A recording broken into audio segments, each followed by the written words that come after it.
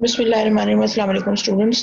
Last lecture था उसको हमने यहाँ पे एंड किया था। जो डिफरेंट मैनेजमेंट फॉर्म्स हैं एरिथमियाज के, उनके हवाले से बात की थी। आज आगे जो हमारे पास फार्माकोलॉजिकल ट्रीटमेंट है उसके हवाले से बात करते हैं। The principle of treatment of arrhythmia which should be kept in mind is to identify and remove the precipitating factor like hypoxia, electrolyte disbalance या इस्कीमिया। ये सब चीजें जरूरी हैं क्योंकि अगर वो जो एक्चुअल जो पॉजिटिव एजेंट है अगर आप उसको रिमूव नहीं करते हैं तो उसके बगैर जो है वो काम नहीं हो पाएगा। ठीक है जी। ये डिफरेंट फॉर्म्स हैं एरिथमियाज की जो आपको यहाँ पे डिफरेंट वेव फॉर्म्स दिखाई दे रही हैं। ठीक है जी। इसको चेक करना बहुत जरूरी है। अच्छा, जैसे कि हम बात कर रहे थे इसमें कि हाइपोक्सिया जो है वो बेसिकली क्या कर रहा होता है कि इस्कीमिक पैच बना देता है हार्ट के अंदर। अब उसी को आप फिर इस्कीमिया के साथ भी ले सकते हैं कि जी अगर मायोकार्डियल इंफाक्शन हो गया और प्रॉपर तरीके से इस्कीमिया हो गया तो उसके नतीजे में जो है एक आपके पास डेड टिश्यू का स्पेस बन जाता है। और जैसे मैंने आपको बताया था कि उसके वजह से होता क्या है कि जो उसके अराउंड जो एरिया होता है वहां पे कंटिन्यूसली जो है वो एक वेव फॉर्म बन रही होती है, जिसके नतीजे में आपके जो है वो जो एरिथमियाज हैं वो खतरनाक होते चले जाते हैं। इसके अलावा बहुत सारी ड्रग्स होती हैं जो कि एरिथमिया कॉज करने का बायस बनती हैं। लाइक उसके अंदर आपके पास जितनी भी एंटी एरिथमिक एजेंट्स हैं जो भी आगे हम पढ़ने वाले हैं, किसी ना किसी लेवल पे वो सब के सब जो हैं वो एरिथमिया कॉज कर होते हैं। तो उसको क्लोज क्लोज मॉनिटरिंग करना, एरिथमिया पेशेंट के जो जो ड्रग मॉनिटरिंग है उसको देखना जरूरी है। एडवर्स इफेक्ट्स आएंगे तो एडवर्स इफेक्ट में से फॉर एग्जांपल टैकी एरिथमिया के लिए अगर आप ट्रीटमेंट कर रहे हैं तो ब्रेडी एरिथमिया कॉज करेगा। ब्रेडी एरिथमिया के लिए ट्रीटमेंट कर रहे हैं तो वो टैकीकार्डिया टाइप जो एरिथमियाज हैं वो कॉज करेगा। तो उस चीज को देखना, मैनेज करना बेइंतहा जरूरी है। मल्टीफोकल जो है वो एट्रियल टैकीकार्डिया कॉज करवाती है थियोफाइलिन। ठीक है, तो उसका भी देखना जरूरी है। जबकि हालांकि थियोफाइलिन जो है वो ब्रेडी एरिथमिया के लिए ट्रीटमेंट के तौर पर इस्तेमाल हो रही होती है। आगे इसको हम डिस्कस करेंगे भी। अच्छा, एक और जो कंडीशन है जिसमें ये है कि वो होता है टोर्साइडिस दी पॉइंटस, एक कंडीशन है। इसके अंदर आपको ये जो इसका जो ये दिख रहा है ईसीजी की जो पैटर्न दिख रहा है, यूजुअली इसमें क्या होता है कि it's related with ventricular tachycardia with prolong QT interval. और वो फिर कंजेनाइटल भी हो सकता है, एक्वायर्ड भी हो सकता है, और साथ में वेव्स जो हैं वो ट्विस्टेड हो जाती हैं around the QRS complex. Net result ये निकलता है कि जो आपका जो टिपिकल ईसीजी पैटर्न है वो पूरा का पूरा लॉस्ट हो जाता है। ठीक है जी। तो ये एक बहुत इंपॉर्टेंट कंडीशन है और इसको ट्रीट करना ऑब्वियसली जरूरी है, क्योंकि ये आप देख सकते हैं कि इस वेव पैटर्न का मतलब क्या है कि हार्ट की एक्टिविटी आउट ऑफ कंट्रोल हो चुकी है कंप्लीटली। ठीक है जी। अच्छा, उसके बाद फिर जो इम्पोर्टेंट चीज है वो ये है कि आपने गोल्स को, जो ट्रीटमेंट के जो गोल्स हैं उनको स्टैब्लिश करना जरूरी है। ठीक है जी। कभी कभी ये होता है कि there are some arrhythmias which are not needed to be treated. Like इसके हवाले से हमारे पास एक एक कास्ट ट्रायल किया गया था। इसके अंदर ये बात हुई थी कि कुछ पेशेंट्स थे जो मायोकार्डियल इंफार्क्शन के, और उनमें एक्टोपिक बीट्स आ रही थी, वेंट्रिकुलर एक्टोपिक बीट्स आ रही थी, यानी वेंट्रिकुलर एक्टिविटी थोड़ी ज्यादा हो रही थी। तो उसके नतीजे में उन्होंने एक टेस्ट किया जिसमें सोडियम चैनल ब्लॉकर्स जो हैं वो दिए गए, और कुछ को दिए गए और कुछ को नहीं दिए गए। यानी कुछ को प्लासिबो के ऊपर रखा गया और कुछ को सोडियम चैनल ब्लॉकर्स दिए गए। ऐसी कंडीशन में, यानी वो पेशेंट्स जिनको मायोकार्डियल इंफार्क्शन था और उनको एक्टोपिक बीट्स आ रही थी, वेंट्रिकुलर एक्टोपिक बीट्स, तो ऐसे पेशेंट्स को लेके दो ग्रुप्स में डिवाइड किया गया, जिनको या तो सोडियम चैनल ब्लॉकर में इकेनाइड या फ्लिकेनाइड दिया जा रहा था, और नहीं तो प्लासिबो दिया जा रहा था। लेकिन जब ये स्टडी कंप्लीट हुई तो उसमें पता ये चला कि मोर्टेलिटी जो थी उन लोगों की ज्यादा हुई जिनको ड्रग्स दी जा रही थी, और उन लोगों का लाइफ एक्सपेक्टेंसी ज्यादा रहा जो प्लासिबो के ऊपर थे। तो इसका मतलब क्या हुआ कि हर जो एरिथमिया है उसको ट्रीट करना जरूरी नहीं है। और अगर से फॉर एग्जांपल चीजें कंट्रोल में आ रही हैं तो उसके बाद फिर मतलब दवा को विड्रॉ कराना भी बहुत जरूरी है। ये ना हो कि आपने कंटिन्यूसली दिया हुआ और मरीज लिए चला जा रहा है और उससे उसको जो है वो एडवर्स इफेक्ट्स डेवलप हो रहे हैं। तो ये चीज जो है वो देखना बहुत जरूरी है। तो ये जो है क्लियर मतलब ये ट्रायल ने ये चीज साबित की है कि आंखें बंद करके ट्रीटमेंट स्टार्ट नहीं करनी है, बल्कि आपको देखना है, प्रोस एंड कॉन्स भी देखने हैं, रिस्क बेनिफिट एनालिसिस भी करनी है कि क्या चीज फायदा दे रही है, कौन सी चीज पेशेंट के हक में बेहतर है और कौन सी नहीं है। आंखें बंद करके हर एक को जो है वो स्टार्ट नहीं करा देना है। एंटी एरिथमिक ड्रग्स डिस्कस है, बीटा ब्लॉकर्स जो हैं and to the lesser extent amiodarone जो है मोर्टेलिटी डिक्रीज करती है लॉन्ग टर्म थेरेपी में। ठीक है जी, लेकिन बाकी की ड्रग्स को बहुत एहतियात से देना जरूरी है। क्रॉनिक थेरेपी के अंदर एरिथमियाज में दोबारा एडवर्स इफेक्ट के तौर पे एरिथमियाज होने के चांसेस बहुत ज्यादा होते हैं।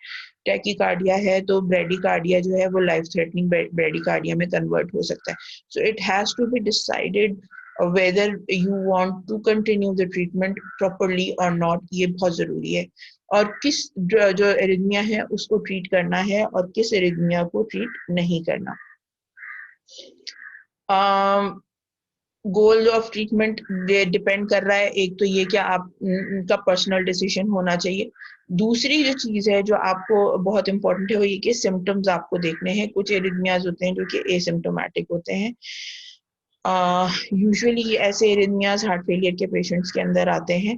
तो लेकिन अब ऐसे जो सिम्टम्स हैं कि एसिम्टोमेटिक है पेशेंट लेकिन उसको एरिथमिक कंडीशन हो रही है और जिसकी वजह से उसकी कंडीशन खराब हो रही है, तो आपने फिर एरिथमिया को ट्रीट करना है ताकि हार्ट फेलियर का जो जो प्रोग्रेस है उसको हम थोड़ा सा स्लो कर सकें।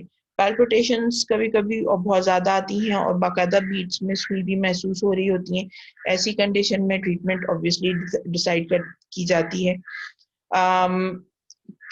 बेसिकली पैल्पिटेशन कभी कभी बहुत कम होती है, आती है फ्यू सेकंड्स के लिए आती है और फ्लैश ऑफ अ सेकंड में वापस चली जाती है। ऐसी कंडीशन को देखना। और कुछ ऐसी कि वो इनकेपेसिटेटिंग पैल्पिटेशंस हैं कि पेशेंट जो है वो बिल्कुल सब कुछ काम छोड़ के सीने पे हाथ रख के बैठा हुआ है, कंटिन्यूसली उसको पसीने आ रहे हैं and patient is progressively developing respiratory distress वगैरह। इस तरह की अगर कंडीशन आ रही है तो ऑब्वियसली ऐसी जो कंडीशंस हैं उनमें ट्रीटमेंट जरूरी हो जाता है। ब्रेथलेसनेस अगर तो एक्सरसाइज पे हो रहा है तो चलो फिर भी सोचा जा सकता है, लेकिन अगर एट रेस्ट ब्रेथलेसनेस बढ़ती जा रही है तो उसको भी कंट्रोल करना जरूरी है and that is again a very important goal for the treatment.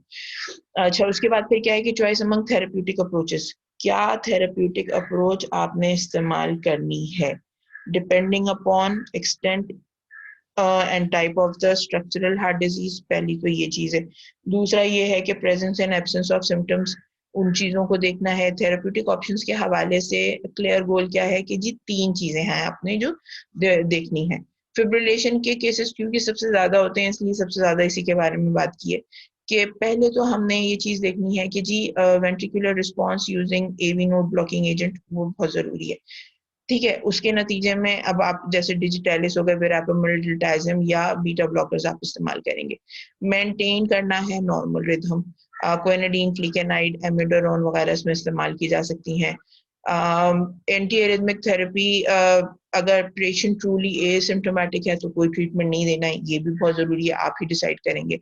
Most patients with atrial fibrillation also benefit with anticoagulation, क्योंकि एंटीकोगुलेशन ताकि जो है स्ट्रोक का जो जो जो जो फैक्टर है उसको डिक्रीज किया जा सके।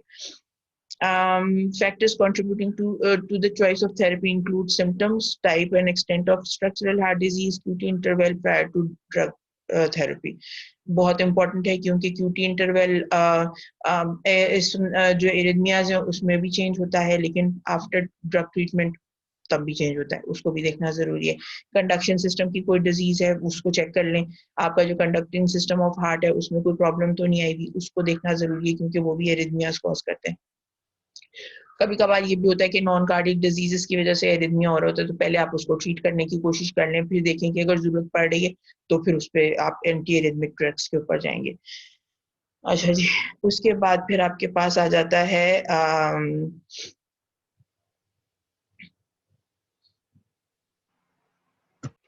अच्छा जी, अगर कुछ पेशेंट्स हैं जिनमें वुल्फ पार्किंसन वाइट सिंड्रोम पाया जाता है, जो कि बेसिकली क्या है कि एक्स्ट्रा आपके पास जो है वो ये एक वो कंडीशन है जिसमें सुप्रावेंट्रिकुलर टैकीकार्डिया हो रहा होता है और उसमें जो है वो एक्स्ट्रा एक्सेसिव पाथवे बन जाता है for the conduction of the contractions in the atria. So वो अगर कंडीशन है और साथ में फिब्रिलेशन हो रही है तो आपको जो है वो उसके नतीजे में वेंट्रिकुलर रिस्पॉन्स जो है वो बहुत तेजी के साथ बढ़ना शुरू हो जाता है।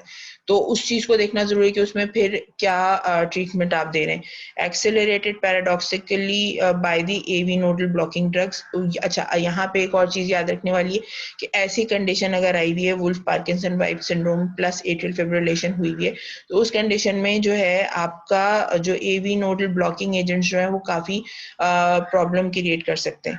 ठीक है जी। तो उसमें क्या है कि जी डेथ रिपोर्ट हुई है because of the using of these drugs. तो यहाँ पे जैसे कि हम बात करें कि हमारा गोल क्या है कि what we have to do establish the goal of treatment. अब क्या चॉइस करेंगे आपको ये देखना भी जरूरी है एरिथमियाज में कि अगर तो say for example Wolff Parkinson White syndrome है तो उसमें कौन सी ड्रग्स नहीं दी जा सकती हैं, किन कंडीशंस में कौन सी ड्रग्स देंगे और कौन सी ड्रग्स नहीं देंगे, वो बहुत जरूरी है। रिस्क को मिनिमाइज करने के की बहुत ज्यादा जरूरत है। रिस्क मिनिमाइजेशन नहीं होगा तो उसके नतीजे में जो है वो खतरा जो है वो बढ़ सकता है। ठीक है, उसके अलावा फिर ड्रग्स जो हैं जो एरिथमियाज कॉज करी हैं वो देखनी है कि वो कौन कौन सी हैं, तो वो इस्तेमाल नहीं करनी है। प्लाज्मा कंसंट्रेशन बहुत ज़रूरी है ड्रग्स की। स्पेसिफिक प्लाज्मा कंसंट्रेशन से ज़्यादा अगर होगा तो वो भी एडवर्स इफेक्ट्स कॉज कर सकते हैं। कभी कभी आंखें बंद करके ट्रीटमेंट देने के नतीजे में क्या होता है कि जी आपके जो ब्लड लेवल्स बढ़ जाते हैं और वो खासे खतरनाक हो सकते हैं। स्पेसिफिक कॉन्ट्राइंडिकेशंस भी हो सकती हैं पेशेंट्स की, उनको देखना बहुत ज़्यादा ज़रूरी है। और अगर वो कॉन्ट्राइंडिकेशंस हैं और वो कंडीशन मौजूद है और उसमें आपने ट्रीटमेंट दिया तो ऑब्वियसली वो लाइफ थ्रेटनिंग सिचुएशन क्रिएट हो जाएगी। एंटी एरिथमिक एजेंट्स जो हम इस्तेमाल करते हैं यूजुअली वो साइनस रिदम को मेंटेन करने के लिए, लीथल एरिथमियाज को प्रिवेंट करने के लिए एंड कंडक्शन वेलोसिटी को डिक्रीज करने के लिए इन केस ऑफ फिब्रिलेशन या मतलब अगर तो टैकीकार्डिया हो रहा है तब। And change the duration of refractory period, उसको कम करने के लिए, क्योंकि अगर रिफ्रैक्टरी पीरियड थोड़ा सा बढ़ जाएगा तो उसके नतीजे में टैकीकार्डिया स्लो होने के चांसेस हैं। सब सप्रेसेस द एबनॉर्मल ऑटोमेटिसिटी। ठीक है जी। अच्छा, अब हम अगर ट्रैकीकार्डिया के ट्रीटमेंट के हवाले से बात करें, फिलहाल तो हमारे पास जो ड्रग ग्रुप्स हैं वो हमारे पास क्लास 1 ड्रग्स हैं जो कि सोडियम चैनल ब्लॉकर्स हैं, क्लास 2 ड्रग्स हैं जो कि बीटा ब्लॉकर्स हैं, क्लास 3 ड्रग्स हैं potassium channel blockers and class 4 drugs हैं कैल्शियम चैनल ब्लॉकर्स। इसके अलावा एडिनोसिन और डिजिटैलिस भी इस्तेमाल की जा सकती हैं। सोडियम चैनल ब्लॉकर्स के हवाले से जब हम बात करते हैं तो ये क्या करता है कि conductance of sodium across the cell membrane को डिक्रीज करता है और जिसके नतीजे में आपके क्या होता है कि जो राइज है, जो सडन राइज है एक्शन पोटेंशियल का, जो एक स्ट्रेट लाइन आती है उसकी जगह पे वो एक कर्व लाइन आ जाती है एक्शन पोटेंशियल के ऊपर, जो कि इसका मतलब क्या है कि वो स्लो डाउन कर रहा है आपके प्रोसेस को। इसको हम इस तरह से डिस्कस कर सकते हैं कि इससे फॉर एग्जांपल अगर मैं एक पिक्चर ड्रॉ करना चाहूँ तो हम यहाँ पे एक पिक्चर इस तरह से ड्रॉ कर सकते हैं कि से फॉर एग्जांपल आपका ये नॉर्मल हार्ट रिदम है। तो अब आपकी जो क्या कहते हैं ड्रग होगी वो क्या करेगी इस हार्ट रिदम को, जो सोडियम चैनल ब्लॉकर्स हैं वो इस तरह, सॉरी वो एक मिनट ठहर जाए,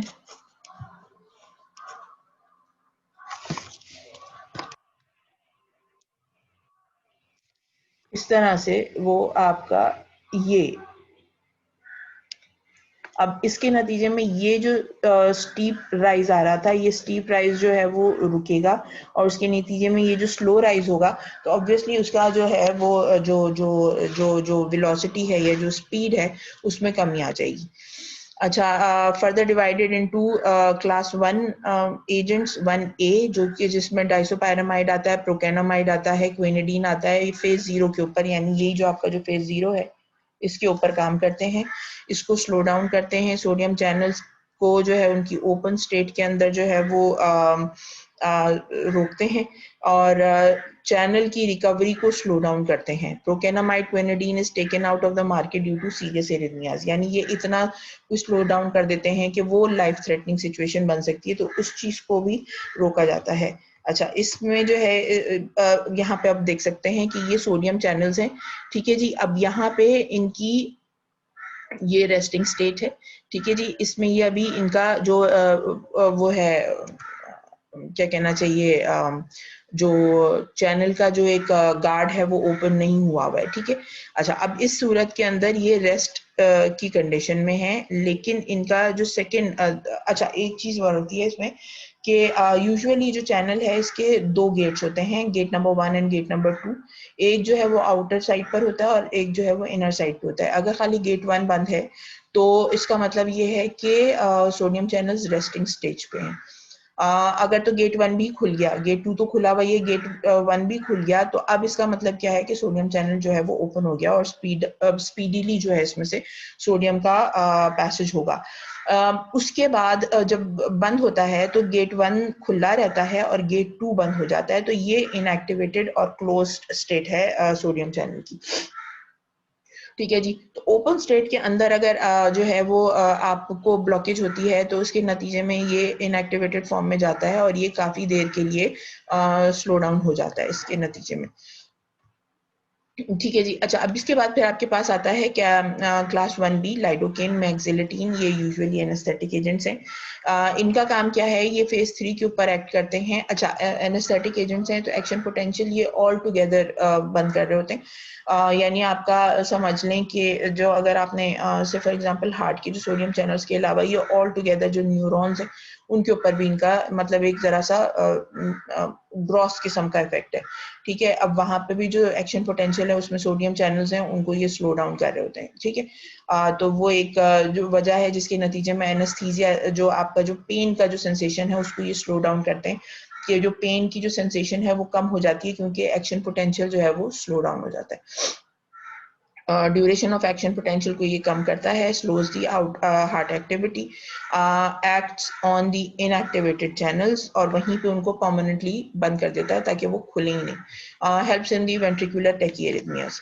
अच्छा, क्लास 1C जो है वो फ्लीकेनाइड एंड प्रोपाफिनोन है, ये acts on phase 0 again mark shortening करते हैं और प्रोमिनेंट इफेक्ट है इनका ओपन सोडियम चैनल के ऊपर, पीआर इंटरवल बढ़ाते हैं और क्यूआरएस कॉम्प्लेक्स को ब्रॉडन कर देते हैं, यानी ये इतना स्लो डाउन करते हैं एक्टिविटी को।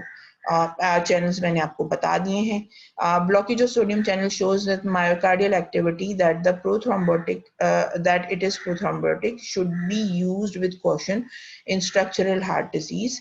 Cast trial shows that it increases mortality. तो अब ये जैसे हम बात कर चुके हैं कि ये जो है वो थोड़ा सा खतरनाक भी हो सकता है, तो until and unless बहुत ज्यादा जरूरत ना हो आप ये एजेंट्स इस्तेमाल नहीं कर रहे होते हैं।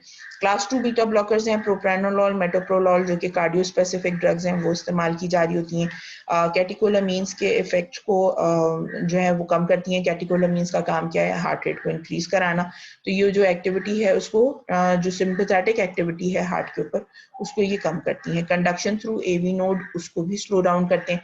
नेट रिजल्ट उसका क्या निकलेगा कि वो जो टैकीकार्डिया की जो की कैफियत बनी हुई है और जो तेजी के साथ जो कंडक्शन हो रही है ये उसको रोकेगा। prolongs the PR interval but has no effect on QRS complex, यानी उससे आगे QRS complex की जो अपनी जो फॉर्मेशन है उसमें कोई इफेक्ट नहीं आता, यानी जो वेंट्रिकुलर सिस्टली और डायस्टली है वो दोनों नॉर्मल रहते हैं।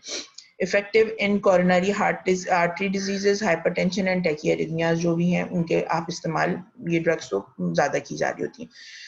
क्लास 3 एजेंट्स जो हैं पोटेशियम चैनल ब्लॉकर्स हैं, एम्योडारोन एंड डॉफ्टिलाइड मौजूद हैं, इनके आपके हैंडआउट मौजूद हैं, आपने यहाँ से उनकी डिटेल्स पढ़ लेनी है। प्रोलॉन्ग रिपोलराइजेशन होती है और उसके नतीजे में जो है यानी स्लो डाउन हो जाता है पोटेशियम चैनल्स। आपको मालूम है कि आपका जो प्लेटू के बाद एक तो जो इनिशियल जो फॉल आता है वो, और उसके बाद जो प्लेटू के बाद का जो फॉल है वो बेसिकली आपके पोटेशियम चैनल्स देख रहे होते हैं। तो उनकी जो है जो रिपोलराइजेशन का जो प्रोसेस है उसको ये थोड़ा सा प्रोलॉन्ग कर देती है। तो ऑटोमेटिकली जब तक रिपोलराइजेशन कंप्लीट नहीं होगी नई डिपोलराइजेशन हो ही नहीं सकती, क्योंकि पहले हाइपरपोलराइजेशन होगी, फिर उसके बाद फिर आपका रिफ्रैक्टिव पीरियड आएगा, फिर जाके नई एक्टिविटी होगी। तो ऑब्वियसली वो अगर जब रिपोलराइजेशन का ही प्रोसेस स्लो होता जा रहा है तो ऑब्वियसली उसके नतीजे में क्या होगा कि आपका हार्ट रेट जो है वो ऑटोमेटिकली स्लो डाउन हो जाएगा। नो इफेक्ट है इसका सोडियम चैनल के ऊपर, ऑब्वियसली पोटेशियम चैनल के ऊपर काम करता है ये। एक्शन पोटेंशियल को प्रोलॉन्ग करता है और रिफ्रैक्टरी पीरियड जैसे मैंने आपको बताया कि उसको लंबा कर देता है। और वजह उसकी क्या है कि जब स्लो आता है तो हाइपरपोलराइजेशन भी ज़्यादा होती है, क्योंकि पोटेशियम चैनल्स जो हैं वो ब्लॉक ही हो जाते हैं। तो वो उसकी वजह से क्या होता है कि जो रिपोलराइजेशन थी वो और नीचे तक जाती है, तो अगेन उसको रिवाइव करना टुवर्ड्स द बेस लाइन वो ऑब्वियसली इट टेक्स टाइम। तो वो ऑब्वियसली रिफ्रैक्टरी पीरियड जो है वो बढ़ा देता है। री एंट्री मैंने आपको एक प्रोसेस बताया था जिसमें एक ही सर्किल के अंदर दोबारा से जो है वो एक्शन पोटेंशियल एंटर हो जाता है और फिर वहीं पे कंटिन्यूसली छोटी छोटी जो है वो कॉन्ट्रैक्शंस आ रही होती हैं। ये इस चीज को जो है ये कंट्रोल करता है और क्यूटी इंटरवल को ये खासा प्रोलॉन्ग करेगा, ऑब्वियसली बात है। लास्ट आपके पास जो क्लास 4 ड्रग है वो कैल्शियम चैनल ब्लॉकर है, वीरापेमिल और डिल्टाइजम इसके ग्रुप में आती हैं। इनकी डिटेल्स क्योंकि हम पहले कर चुके हैं इस वजह से ज़्यादा डिटेल में नहीं जा रहे हैं। Inhibits the calcium mediated invert current, obviously बात है उसको रोकते हैं। फेज 2 का जो प्लेटू है वो छोटा हो जाता है। Conduction through AV node decrease हो जाती है। साइनस रिदम को स्लो डाउन करता है। पीआर इंटरवल डिक्रीज होती है। अच्छा, अब आप इसको थोड़ा सा दिमाग में रखें कि ऐसा क्यों हो रहा है। हमेशा याद रखिएगा कि कोई सी भी जो कॉन्ट्रैक्शन का जो प्रोसेस है उसमें हमने बात की थी कि जब तक कैल्शियम मौजूद नहीं होता है वो एक्टिविटी जो है वो सस्टेन नहीं रहती है कॉन्ट्रैक्शन की। तो जब कैल्शियम का इनवर्ट फ्लो आपको ब्लॉक करेंगे तो प्लेटू बेशक कम होगा, लेकिन उसके नतीजे में क्या होगा कि वो जो एक्साइटेशन कॉन्ट्रैक्शन कपलिंग का जो प्रोसेस है वो स्लो डाउन हो जाएगा, क्योंकि कैल्शियम मौजूद ही नहीं होगा। उसके नतीजे में ऑब्वियसली बाकी के तमाम जो मसल्स रिलैक्सेशन होना जो होता है और वो जो कॉन्ट्रैक्शन में जो कमी आती है वो आएगी। हार्ट की कॉन्ट्रैक्टिलिटी को ये खासा डिक्रीज करता है और इसी वजह से लेट हार्ट फेलियर के अंदर इस तरह की जो ड्रग्स हैं उनको नहीं देना चाहिए। सुप्रावेंट्रिकुलर टैकीकार्डिया में इस्तेमाल कर रहे होते हैं। अगर पहले से ही कार्डियक डिसफंक्शन मौजूद है और डिक्रीज कार्डियक फंक्शन है तो उसमें कॉन्ट्राइंडिकेटेड है कैल्शियम चैनल ब्लॉकर्स। अच्छा, इसके बाद फिर एडिनोसिन जो है वो एक न्यूक्लियोसाइड है जिसके बारे में हम बात कर चुके हैं कि ये कैल्शियम चैनल को ब्लॉक करता है। एसिटाइल कोलिन सेंसिटिव जो पोटेशियम चैनल है ये इसको एक्टिवेट करता है, यानी एसिटाइल कोलिन बाइंड करेगा। आपके एसिटाइल कोलिन बाइंड करता है आपके सेल मेम्ब्रेन पे, ठीक है, और साइक्लिक एएमपी का जो मैकेनिज्म है उसको स्लो डाउन करता है, उसको एक्टिवेट करता है। साइक्लिक एएमपी जाके पोटेशियम चैनल से बाइंड करता है और पोटेशियम चैनल को जो है वो एक्टिवेट कर देता है, ठीक है। तो पोटेशियम का जो मूवमेंट होता है सेल से बाहर उसके नतीजे में नेगेटिविटी बढ़ जाती है और नेगेटिविटी के नतीजे में क्या होता है कि आपकी हाइपरपोलराइजेशन तक जाता है और अगेन जैसे मैंने आपको बताया कि delayed and refractory period net result ये निकलेगा कि आपकी जो एक्शन की जो मतलब जो पोटेंशियल कंडक्शन है वो स्लो डाउन हो जाएगा और जो कॉन्ट्रैक्शन का जो प्रोसेस है वो भी स्लो डाउन होगा। PSVT पैरोक्सिस्मल सुप्रावेंट्रिकुलर टैकीकार्डिया, इसके अंदर जो है ये बेसिकली इसको ये डिक्रीज करता है और काफ़ी से ज़्यादा इसमें काम देता है और साइनस रिदम के ऊपर लेकर आ जाता है। एडिनोसिन रिसेप्टर ब्लॉकर्स जो हैं थियोफाइलिन कैफीन, इनके साथ जो है इसका एडिनोसिन का जो इफेक्ट है वो कम हो जाता है, तो इंटरेक्शन है ये। दूसरा ये है कि जो अपटेक इनहिबिटर्स हैं डायपायरिडामोल वगैरह इनके साथ देने की वजह इनमें देते हैं तो ये इसके इफेक्ट को कम कर देता है, ठीक है जी। अच्छा, शॉर्ट लिव्ड है, ड्यूरेशन ऑफ एक्शन इसका 15 सेकंड का है, लेकिन फिर भी अगर जब रेगुलर बेसिस पे दिया जा रहा होगा तो dyspnoea, chest burn, short live AV block हो सकता है, एट्रियल फिब्रिलेशन, हेडेक या हाइपोटेंशन एंड नोजिया कॉज कर सकता है ये। आईवी एडमिनिस्ट्रेशन होती है, 15 सेकंड का जो है ड्यूरेशन ऑफ एक्शन है, 90 to 95% एफिकेसी है। मेटाबॉलिज्म इसका वेस्कुलर एंडोथेलियम में होता है, मतलब ये इससे उससे आगे जाने की इसको जरूरत ही नहीं पड़ती। So this was all about the drugs that are treating tachycardia. यहाँ पे हम इस लेक्चर को एंड करते हैं। अगला जो लेक्चर होगा वो हम ब्रेडिकार्डिया का ट्रीटमेंट और बाकी की जो मैनेजमेंट है उसको डिस्कस करेंगे। Thank you so much for being with me. जज़ाकल्लाह। अल्लाह हाफ़िज़।